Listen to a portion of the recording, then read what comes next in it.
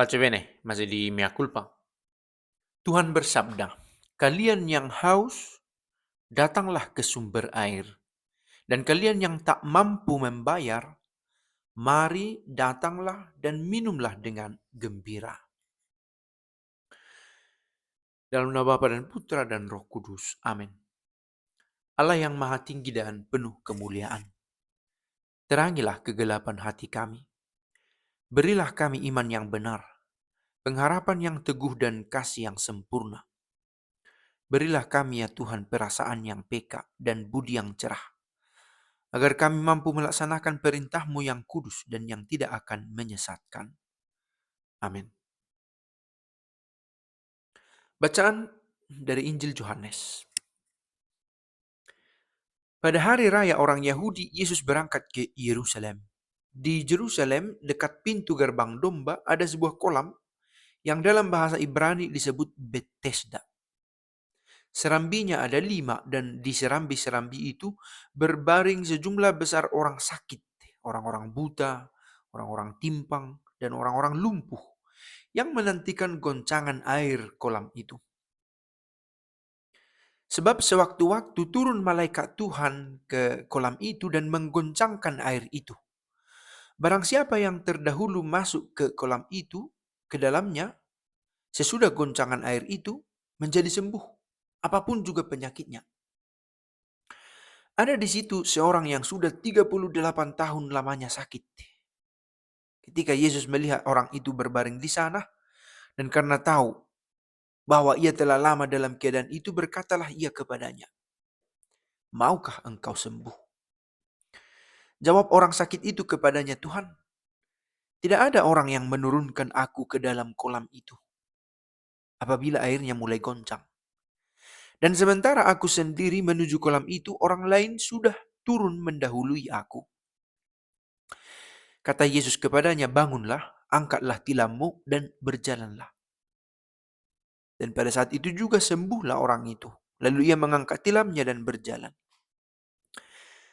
Tetapi hari itu hari Sabat. Karena itu orang-orang Yahudi berkata kepada orang yang baru sembuh itu, "Hari ini hari Sabat, dan tidak boleh engkau memikul tilammu." Akan tetapi ia menjawab mereka, "Orang yang telah menyembuhkan aku, dia yang mengatakan kepadaku, 'Angkatlah tilammu dan berjalanlah.'" Mereka bertanya kepadanya, "Siapakah orang itu yang berkata kepadamu, 'Angkatlah tilammu dan berjalanlah'?" Tetapi orang yang baru sembuh itu tidak tahu siapa orang itu, sebab Yesus telah menghilang ke tengah-tengah orang banyak di tempat itu. Kemudian ketika bertemu dengan dia dalam bait Allah, Yesus lalu berkata kepadanya, "Engkau telah sembuh, jangan berbuat dosa lagi, supaya padamu jangan terjadi yang lebih buruk." Orang itu keluar, lalu menceritakan kepada orang-orang Yahudi bahwa Yesuslah yang telah menyembuhkan dia.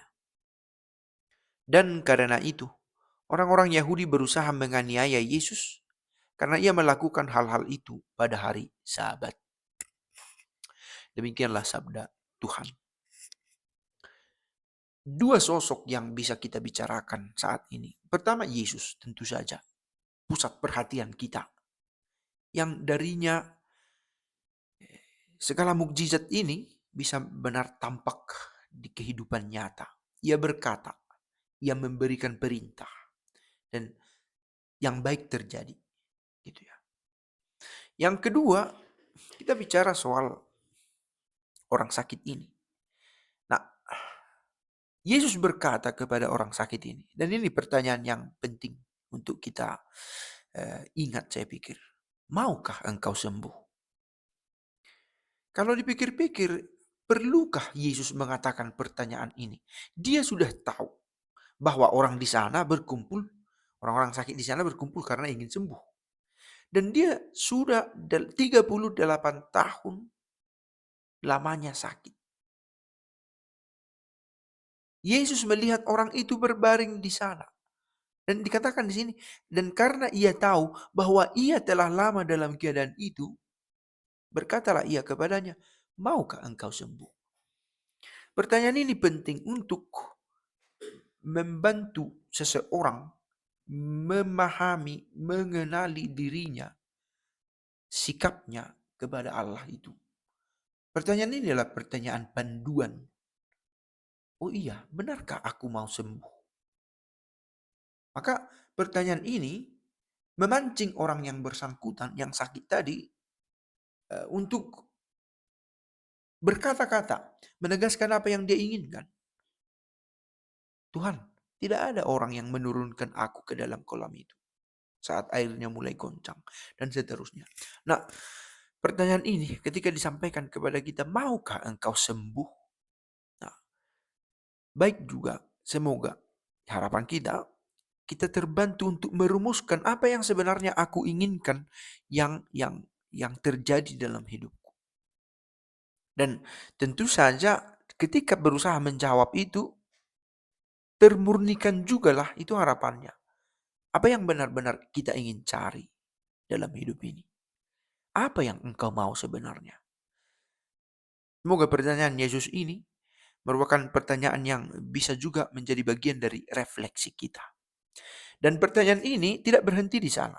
Sekali lagi, ini merangsang, membidani pikiran seseorang untuk memunculkan refleksi.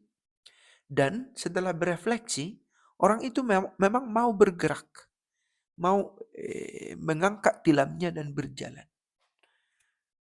Berawal dari refleksi yang dipicu oleh Yesus sendiri dengan bertanya, maukah engkau sembuh? Semoga sekali lagi permenungan kita atas pertanyaan Yesus, maukah engkau sembuh? Dan atas diri orang si sakit yang akhirnya mau menceritakan keadaannya kepada Yesus, dan ia mau bangun, mengangkat tilam dan berjalan. Ini kiranya menjadi bekal juga bagi kita, menjadi bagian dari refleksi kita di masa Prapaskah ini. Pace bene.